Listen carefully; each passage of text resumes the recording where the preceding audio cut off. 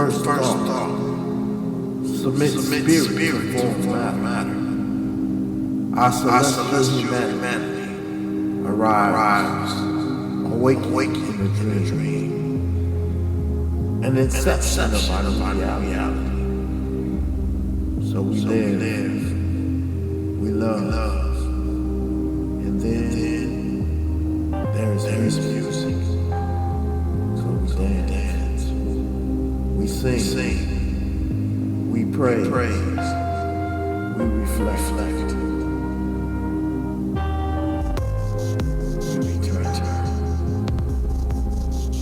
In the infinite in between, the now that was, faces dance in our dreams.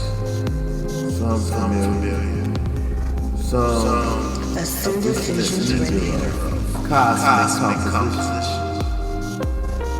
In the irrelevance of this time, we realize the passion of the random abstraction, learning the lesson that the brotherhood of man is far more important than the ego of any individual.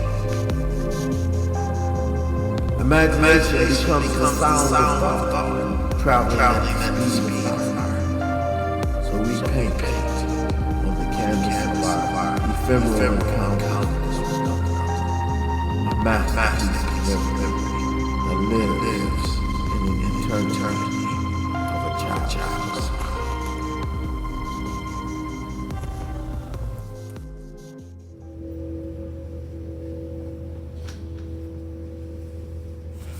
Okay, so using their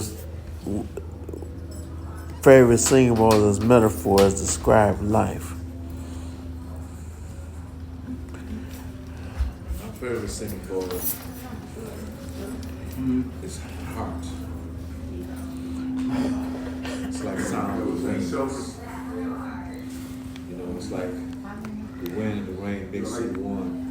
You can feel the moisture and the force of the wind blowing simultaneously, all at once. So when I'm playing bowl, note is F. It's like that. You know, you get to a point where I can feel myself standing on a rock, a big rock, or in a clearing, or on a balcony, or on a roof, and I can feel the rain, the wind. It's there, but it's not there. So it's like sound of winds. Presence in the nothingness of the now. Yeah. What was your initial attraction to vibrational healing practices? First reaction was I went to sleep. I mean, that was the first thing. I'll say it this way. The bowls were being played. It was my first encounter. And I was in a space, a large space. And I was in one end of it, and the bowls were at the other end, and they were being played. And I heard them. I didn't make any association one way or the other, but I could also feel attracted to them. Right. Attracted, but put at a distance. It's almost like the more the continuous I heard it seemed like the further away they got. Like a ripple in a pond. Yeah, and to the degree that 4 hours later I woke up. Wow. Wow. You know, and so that was my first encounter, was the fact that it appeared to be far away when it was close. It appeared to be close when it was far away. Okay. You know what I mean? Okay. What is the perfect union of sound, thought, and color? Light.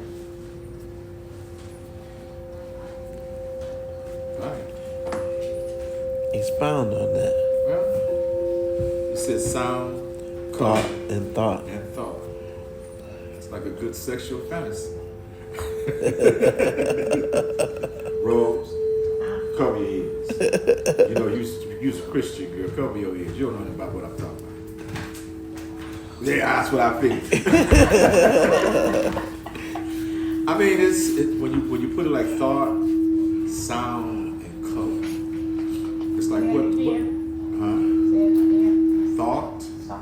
thought, like thinking, your thoughts, sound, like speaking sound or the bowls, and color. Okay. So you think a thought, hear the thought, and see the color of the thought. What would that look like? What does red sound like? The color red sound like?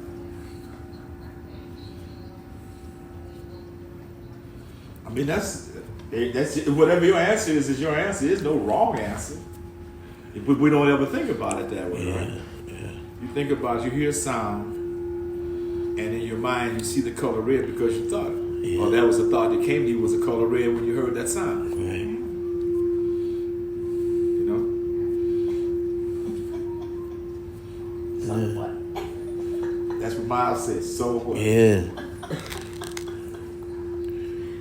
Give us a breakdown of singing bowls, their history and vibrational purposes. History and vibrational purpose. In the beginning was vibration. What was the other person? The breakdown of singing bowls, their history and vibration. Their history. Well, somehow, somewhere, the Creator touched a human vessel, or a vessel. And in that vessel, it gave them some inquisitive feelings or emotions or thoughts about what it might sound like if I hit a rock. And maybe they didn't just a thud, but then they felt the vibration that they created when they hit the rock. So you had a thud and you had a vibration. Now this was a new phenomenon because remember they were walking around, but the Creator just happened this particular day. Touched me and said, hit that rock, see what it feels like. Of course, rock can't feel, so what did you feel when you hit the rock? You felt the vibration. So let's start there. Okay. You know, then you come along, you know, and everything you touch or hit has a vibration. And a tone. Right, and so somewhere along the line, the Creator hit somebody and said, okay, call that vibration this, and give it this numerical value. And with that numerical value, give it this note, and then give it what happens when you hear this note and feel this note. Okay. Yeah, with the chakras and stuff. Oh, wonderful. I guess they took 2 twigs and that became drumsticks, right? That's it. Right. Somebody, right. you know, Right. I mean, you think about it. You think about our melanated ancestors. Yeah. Africans, Kemites, Cushites. Yeah. The Kubalan. The whole NASA land was a Kubalan. Think of that. And you think about how they could send a message about a wedding from one side of the territory to the other With drums. with sound and vibration. Yeah. And in the sound and vibration, they got the communication. Come on now. And they send the message And back. send the message back. And thus, Morse code was born. Right. That's, Right. you should know that's where it came from. You know it.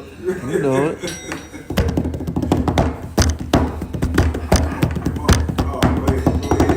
See what I'm saying? That's all right. You can feel that. Now, if you had a slow. Yeah. You don't take nothing and you don't get with that frequency. You know What was that beat? Okay, you got how many girls coming? Right. Right. All right. The baby of the group. How many guys? How many guys? Right. How many that don't know? Okay. Right. What's your favorite song?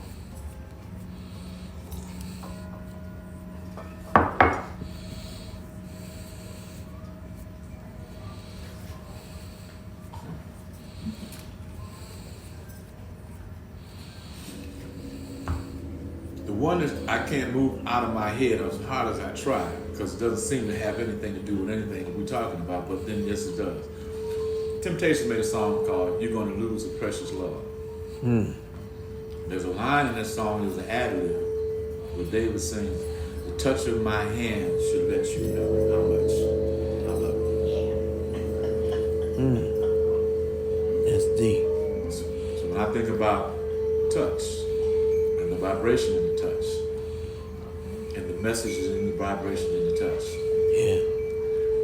and if I didn't do Soul to anything soul else, transfusion. right, transference, but just the touch of my hand, without me saying anything, should let you know How much I love you, and if you leave, you lose a precious love. You will lose. Precious love. Touch of my hand should let you know. Yeah, that one. Remember that one? I know you did.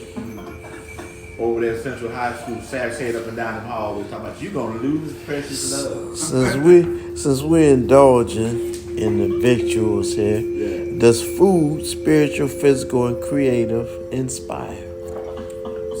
Run that by me. Does food, spiritual, physical, and creative inspire? Absolutely. How so? Yeah. When you get the feeling of the flavor.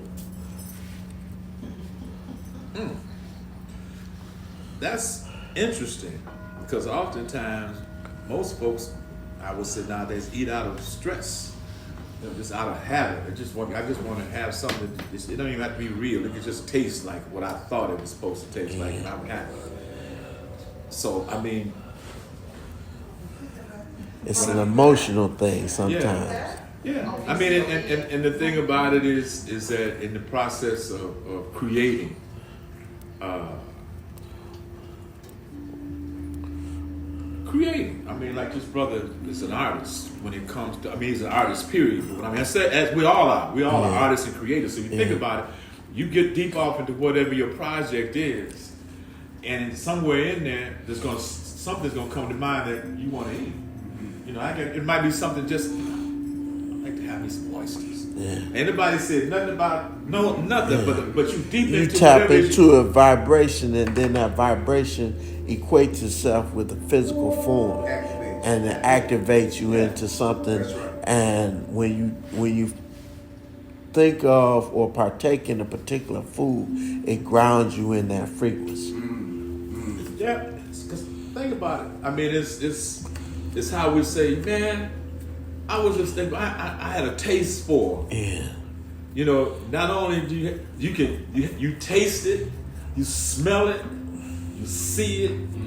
You know, you experiencing that. Right. You know, and again, as you say, in the midst of creating whatever, while you into that, I mean, the channels are open. And usually, if whatever it is you happen to be thinking about eating, it's probably nourishing you from the soul of it. So, because when you finally get there, that's why you go crazy when you go out, you're going to get into places closed. Yeah. You know, So then eating then becomes a spiritual mechanism. It should be. It's spiritual. Yeah. I mean, because it has to be crystallized in the invisible to create a desire. Yes. Before your brain. Thought and first. When first thought form matter, Come on. and then first thought form matter. First thought converts spirit to form matter, Right. and then the matter turns into a creative. When you're cooking, you putting the spices or whatever in there.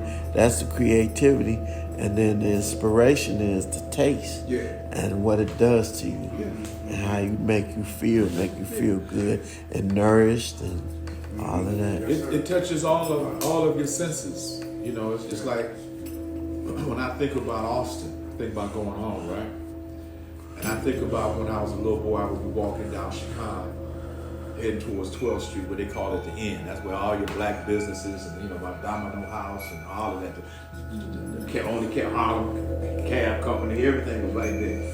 And I can recall walking down Chicago, them old dirt sidewalks, and I guess it must be 12th, 13th, 14th Street, there's a hot sausage, like where they barbecuing, so you can smell the aroma of the spices. You know, as you walk. It was an experience. Huh? Oh yeah, yeah. I mean, and that, hey man, me and my father had been, you know, we hadn't been together. Like we knew talk, but we hadn't been. And I had an experience here. I was asking myself the question. You know, you have some of the doors I talk about where you go back through those doors of your consciousness and your life, and you think about things in those doors. So you open the door, and this particular door is you and your father. You know that. And you know, I asked myself, well, what did I do? You know, to deserve. You know, you. What did I, you know? Yeah, I said, you know, I just want a hug, right? And you know, hey man. So when we finally face to face, arm to arm, and you know how you had him, you know, where was you at in my life? Them kind of conversation. You was a deadbeat, blah blah blah blah blah. You know, so in that moment, all I could say was, you know, if it happened 5 minutes ago. That's history. That was 5 minutes ago. So the only thing that matters is what right now. This breath I'm in right now. So That's the only thing I want from you right now is a hug and take me down to Sam's on 12th Street and give me some hot sauce. I know that's right. I know that's right. I mean, because to tell you about, I had a good life, bro. I had love. I had everything I needed, wanted, and desired, and more. So I can't hold your feet to the fire for something I didn't miss. Right. You missed. Right. I didn't miss it. You missed it. Right. Show me that you like me. Give me one of them sausages. Right. I know that's right. Got to do? That's right. Give me a heartfelt hug and take me, give me some hot sausage. We straight. And later on, because we had never really sat down at the table since 1966 and actually broke bread. He said, you know, he was cooking some salmon. You know, he turned me on the salmon. You put your little horseradish, and you know, I said, "Oh, this is tangy." You know? So he said, "I'm gonna tell you, I really appreciate your perspective on life as it pertains to me and you. I really appreciate how you see your life. Meaning, as I said, 5 minutes ago, Doc, it's gone. That's history." If I'm still 5 minutes in, I tell you, I'm late. Right. I'm late for tomorrow. Right. And I'm not even in now. Right. I'm 5 minutes ago, so I ain't sitting here, I'm there. Right. So whatever's happening here, I missed. Right. So I told him, nah, give me a hug. Give me some hot sauce. I want them in the bag, you know, I had them wrapping that red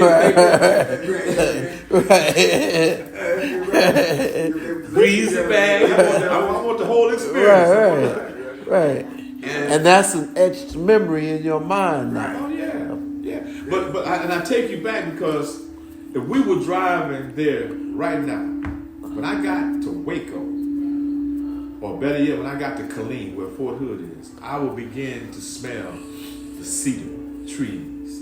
I can stand anywhere, and when I think about that, I can smell those cedar trees. There's something about the air there that, just like people say, well, you know, I had back surgery. I was supposed to be in bed laying down. I told my mama, I'm on some hot sausages. I'm going right now.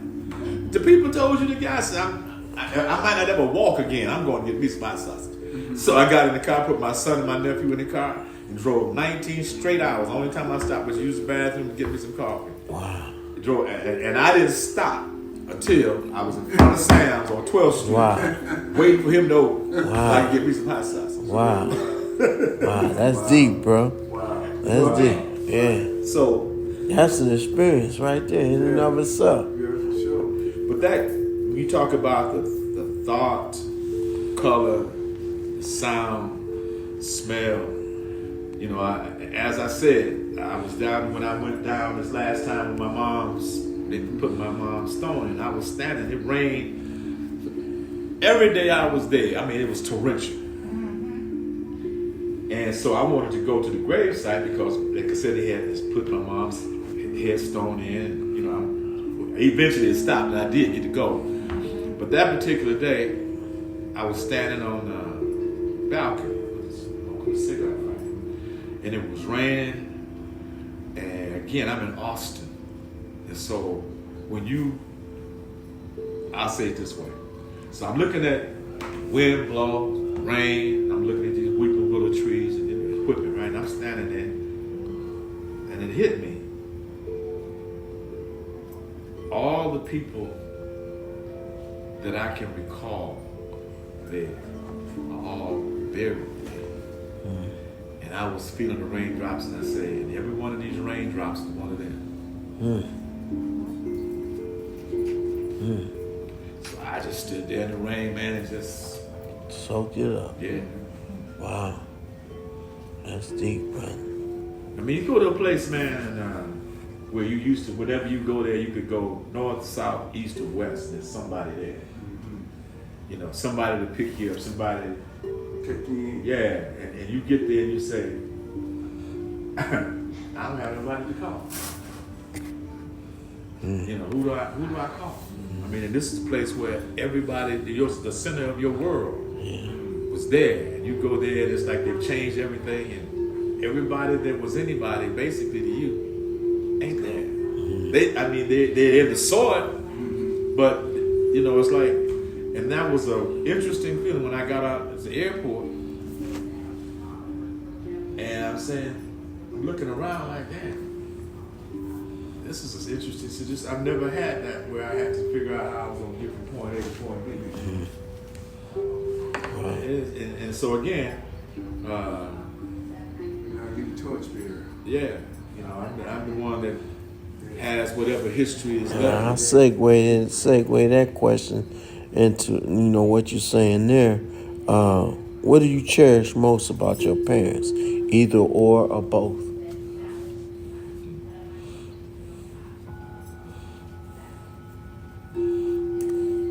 I had 4 fathers. Wow. One by marriage, one by biology, 2 by choice. But I only have one mother.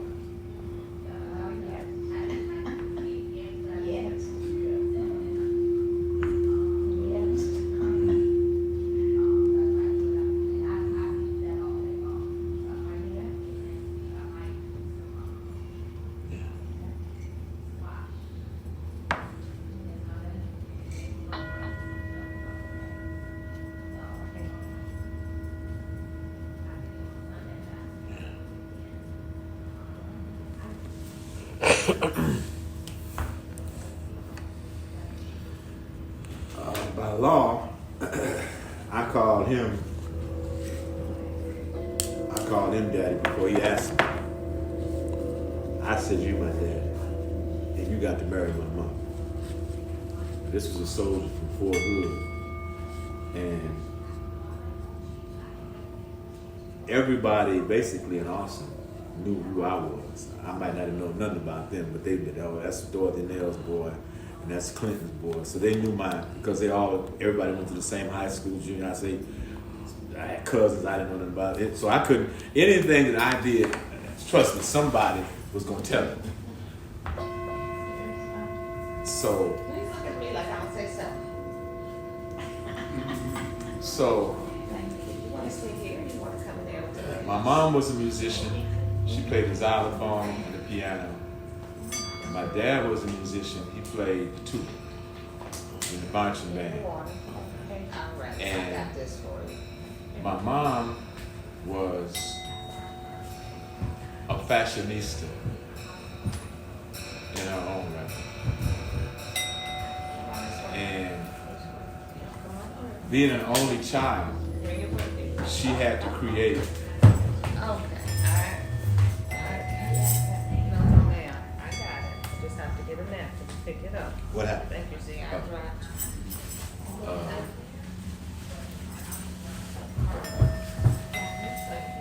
What did you say? So, my mom had being a single mom at 17, and being the only child, she sort of made her world of make-believe real. Okay. You know, she would sit at the table, kitchen table, and play the piano, right? And from her playing the piano on the table, her parents, my grandparents, watched her. So they sent her to take piano lessons. And she was had me laughing. She was saying that the piano instructor wasn't in the room, so she had been playing. And the lady came out and so they said, "Oh no, don't stop playing that boogie woogie you was just playing." So, but she was doing this, practicing on her piano at home. But when she went to take classes, she didn't have a piano. So one day she came home.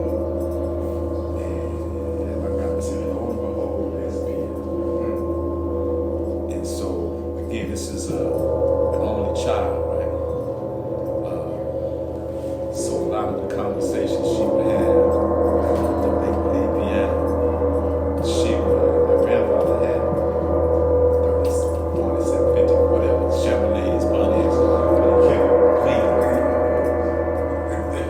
And so she would sit and look at the reflection in the side of the car. That's who she would talk. She would talk to the little girl in the car. Yeah, you know, like that conversation we was having with that podcast, dude. I thought about some of the things my mom would share. She would say, like, all of them sisters, all them women, you know, on the block. The husbands will leave out in the morning, all of them going to work. They walk up to get on the bus, they going to work. As soon as them Negroes round the corner, all them sisters come out the house. They all come and congregate at my grandmother's house. She's over there washing clothes for the white folks. And he's sitting over there talking about them low down men they got, right? Mm-hmm. Some of them got their beans on, but they all sitting there complaining about their husbands and whatever. Now my grandfather had just went and built her a brand new house. I went and took pictures of it when I was there. I said the house is still there. And she said she would watch and listen to them talk about the men, but now my grandmother's the only one that had the new house. And my mother said she sat there and watched them going back and forth with all that gossip and talk to my grandmother right out of that new house. Again, you know how you get to talk about your husband here, your husband that. So she said to herself, I'm not going to do that. Talking to the little girl inside of the car. Okay. See, you're not going to do that. You're not. And so she would have these conversations about, you know, little ears in the room, because she up under the table, she listening and watching and seeing all the different things going on. So then she would go and talk to the little girl in the car. See, you see what happened? So we ain't gonna do that. And so from that spiritual place that she was already in as a little girl, when I came along, she would share that with me. You know, she gave me some antidotes that I proudly regurgitate or repeat, if you will, because they are gems for everybody. Oh yeah. Anecdotes. They come through the bowl. Yeah. I mean, that's... So my sense of style, she didn't necessarily tell me a certain way to dress. She just dressed me a certain way. And so there were certain things that had to be in place for me to feel correct going out of the house. My shoes had to be shiny. Now, mind you, I had uncles and I had grandfathers. I didn't have a man per se in the house. Oh, but the women in there would say, hair was always combed.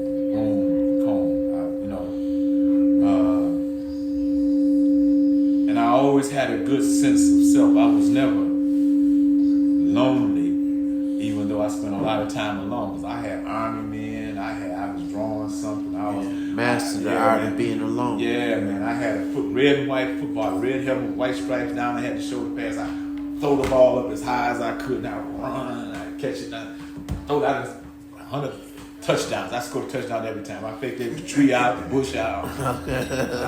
By myself. Yeah. Had a good time. You know. And so that was never an issue of being just me. Because from the stories that they would read me at night. I knew about Achilles and the Odyssey, Ulysses, Leonidas, and I mean, those are the stories that they were reading me when I was growing up. So when I get my little army, man, I fought the Trojan War and the Trojans War. Right. Because I like their colors. Man. Right. I was digging trenches so they could leave me alone for hours. Never had to worry about me because I was in a whole nother spot, So I appreciate my mother because she gave me a feminine side to appreciate. Balance. She gave me a balance. And she didn't try to tell me what a man would do. She told me what a woman would do, and if you're a man, don't let her do it. You know what I mean? So she didn't try to taint me one way. Matter of fact, put you up on game. Yeah, she didn't bother to take the time to tell me how whatever my dad was to her or not. She just told me, you keep living, you'll see for yourself. Because if I tell you my side and they tell you their side is different from what I say, you got to figure out which one of these folks is lying. That leaves you confused. You ain't got to be confused. Are you loved? Yes, ma'am. Is there anything that you need or more desire that you haven't had or you can't get? No, ma'am. Are you happy? Are you pleased? Can I? But then you don't need to hear any of that. That's right. That's beautiful, brother. So it's like with my ex-wife, I have no need to sit and talk negatively about my ex-wife. She's not here. She can't tell you her side. So my side to me is imbalanced. You need to have a balance so you can better understand both people. So that's a good way to look at that. I think I'm gonna adopt that. I'm gonna adopt that. That's something good to do. Yeah. Instead of talking about what didn't work, just talk about the blessing of having it. Yeah. Yeah. And it's balance is good. Yes. So I could flow in myself because I had that balance. Now, as she once told me again, son, I knew you knew what to do because I knew you knew because we talked about it. So I knew you knew what to do. I just didn't know you didn't know how to do it. I could sit there all day long and tell Z about what I saw and when the man would do this, do that, and he said, okay, well, go ahead. And then I go and I pick up and I'm starting looking around. I said, now damn, I seen it. Now where do I start? Well, bro, I knew obviously you knew what to do, right, but I didn't know you didn't know how to do it. So let me show you. You're right. Sure.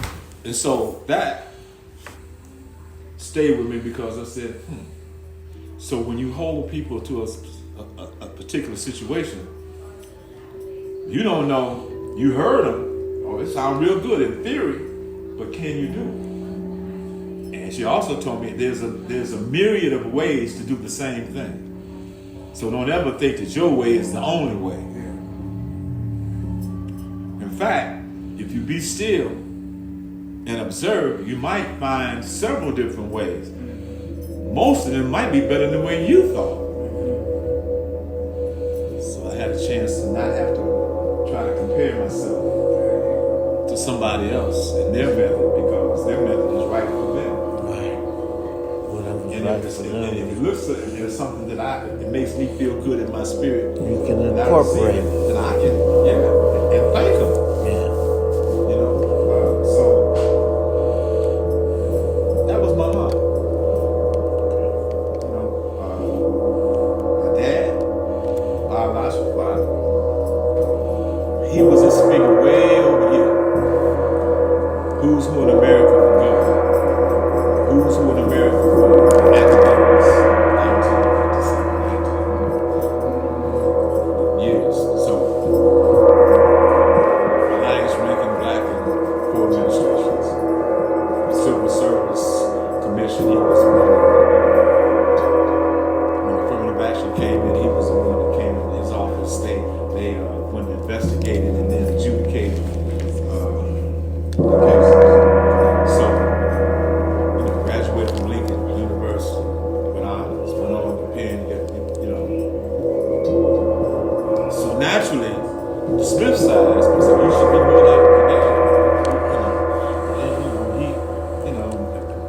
grandmother was him.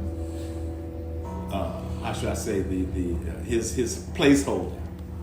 When I wanted a motorcycle jacket, and I said I want a motorcycle, I asked my dad for my motorcycle. My grandmother got the motorcycle jacket, so I had the James Dean motorcycle jacket. Oh, like I said, it's just me. Spoiled? I don't know nothing about that. I just know that You got what you need. I asked, and I didn't give nobody no problems. So what I'm saying is that so when I look at my biological father, my love for literature, for history, and probably some other attributes that I have from him that I don't necessarily recognize. Somebody else who knew him that knew me would have to tell me that. You know what I mean?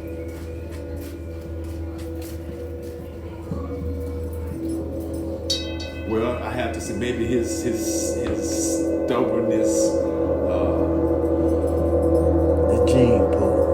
Yeah. Because I remember one day he was talking to me about a situation. Really, he was talking about Irwana in terms of her being having a position he was trying to manipulate, because he was a master manipulator. And I'm going back and forth with him, and his voice got higher, and my voice got higher, and I just as somebody, we ain't never did it. So I had to laugh because that's just something I said.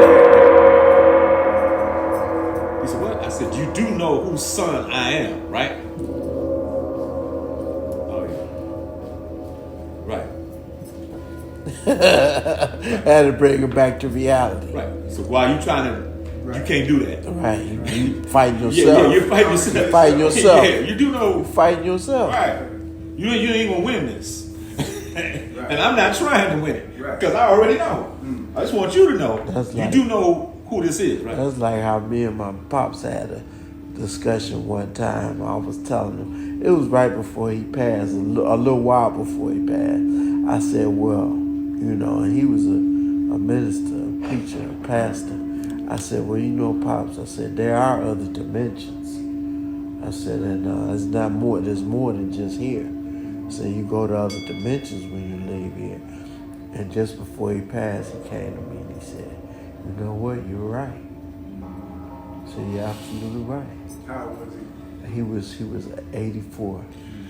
And see, that's if you're there long enough in their presence, over the years you'll see that as information is passed back and forth, how something that you said here, you really didn't see any evidence of it resonating in and around where you spread it. Yeah. Until later on, and very just one of them kind of moments where somebody says, you know what, I never forgot what you said, or I never forgot what you did, I never forgot. In other words, it made one of what they call indelible impressions upon your life. So,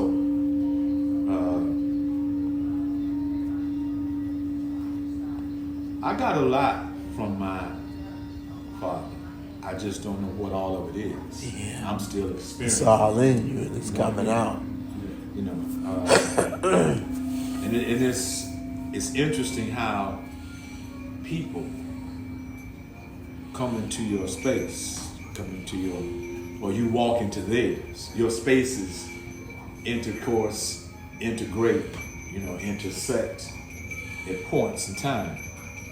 And something will be said, a question will be asked, and it's a universal question, but it's coming at this point in time, in this moment in time, from here. And it makes me pause to take a look at and ask the question, why not? And why him?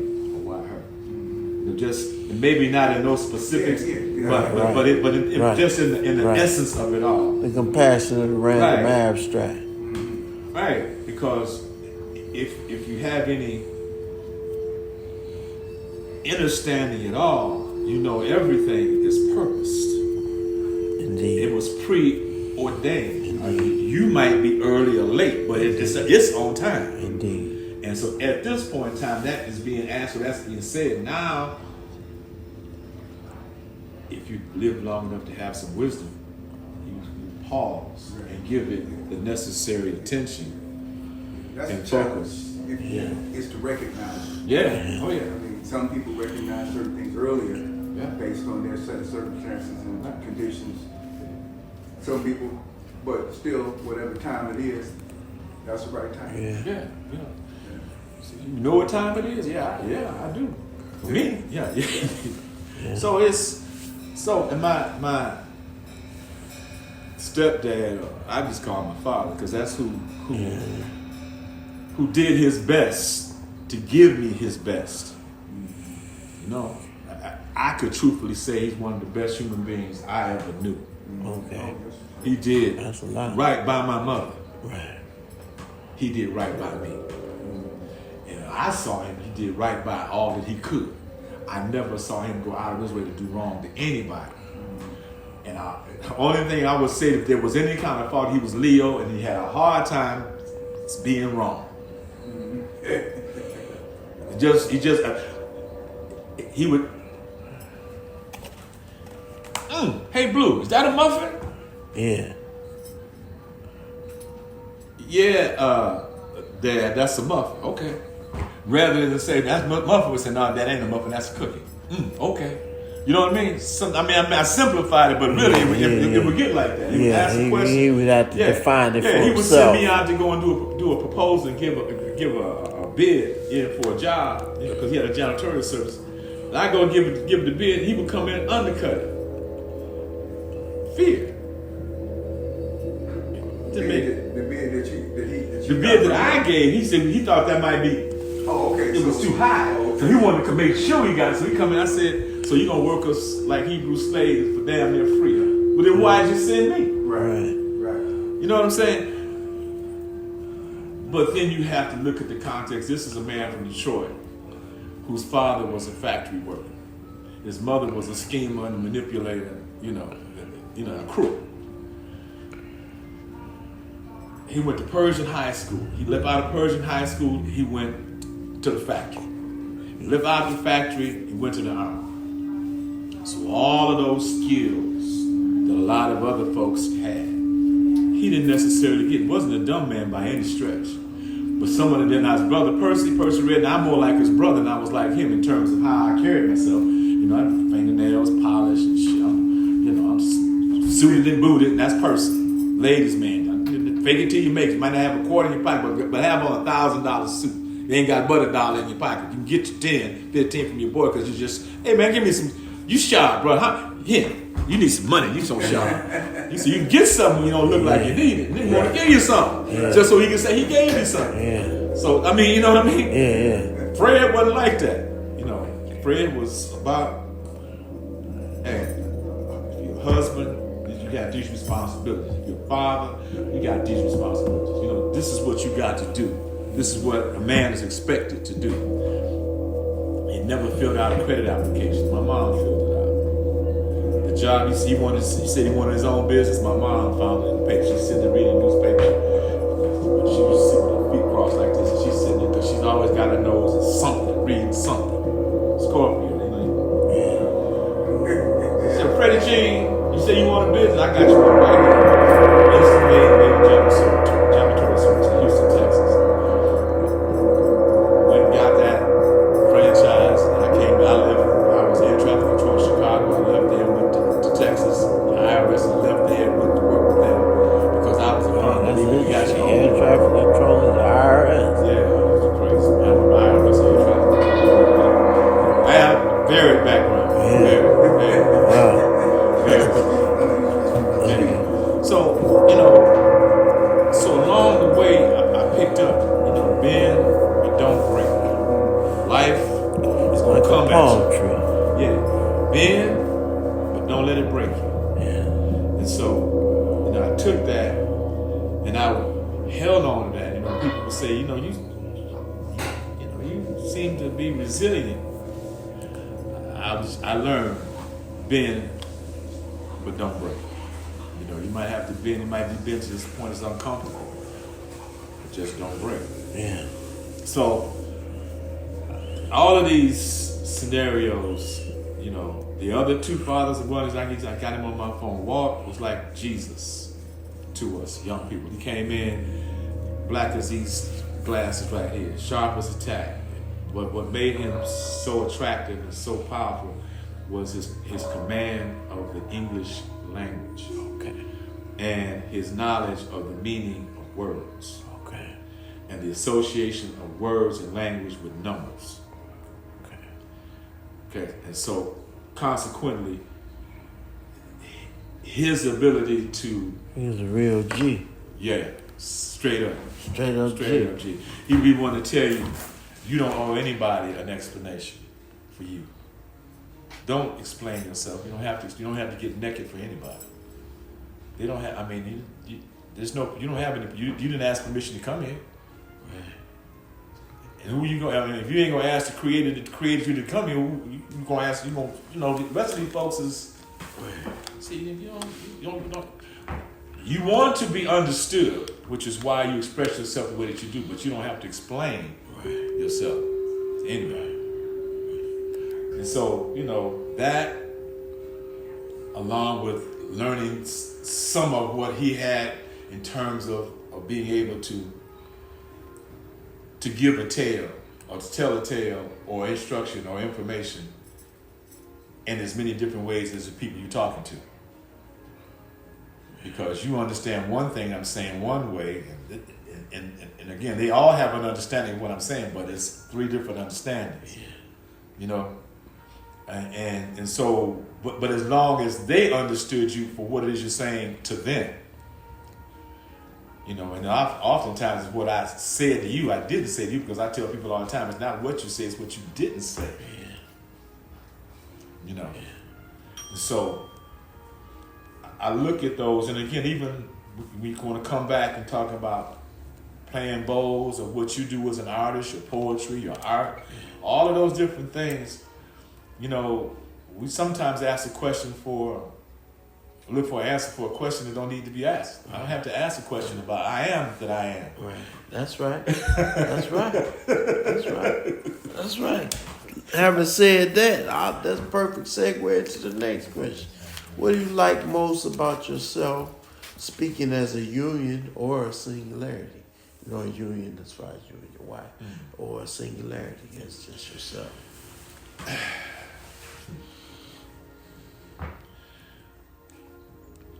I like the fact that I can feel in my heart, from my very being, in my mental, I can feel the world around me. I can feel and appreciate sorrow. Lugubrious sorrow or melancholy or sorrow in all of its forms. Sometimes, I'll come to tears because I'm just so grateful. Okay. Tears of joy. Sometimes I come to tears because I realize what that thing or that person meant to me.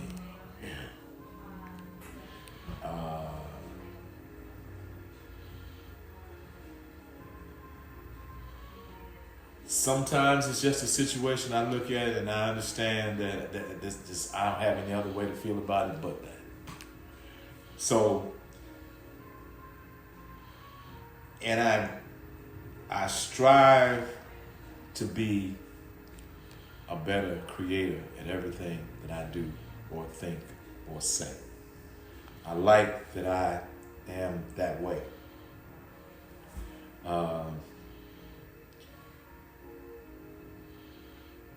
I like the fact that I really do care about your feelings. I really do appreciate your viewpoint. I like that about me, that I am grown and was taught compassion to appreciate, to observe the surroundings, and not only yourself but the other people that you're surrounded by. Empathy. Right. Yeah. And that is as a union as well. And what I like about us as a union is that our differences, such as they are, makes us stronger. And Like a power coupling. Put them together and power up. my wife, queen, friend, lover, all of the things that she could be as the way she's created, has given all of that and gives me all of that. I should say indeed, because indeed means continuously. Yes, sir. And I know she loves who I am. And she's built and lives her life that way. And forces me, not that it has to be, to give always that second thought when temptation comes this way, as it always does. Yeah, as a man, it always will. Always does. But I always have to ask the question, no matter what it looks like, what it might smell like, what it might, whatever, it's never going to be as total as what I already have. Amen, brother. Amen. So why take what might not even be, it ain't meant for you, Right. and spoil all of what has been invested in you That's right. unconditionally. That's right. So if there's ever an argument about to do or not to do, I always lose. And I'm happy about it. I heard that. I heard that, brother. I heard So, that. you know, as a union, I'm finding that all the impossible is possible. That's what's up. Last question I'm going to ask you. If you were about to go before every child from every generation to speak, what would you share with them?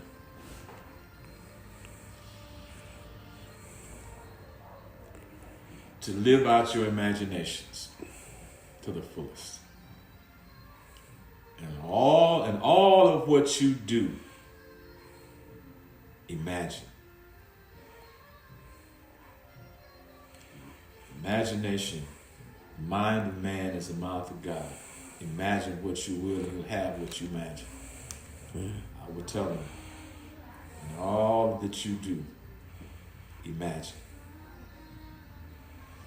Wow. Thank you very much, brother. That wasn't so bad. Nah, that wasn't. That's good.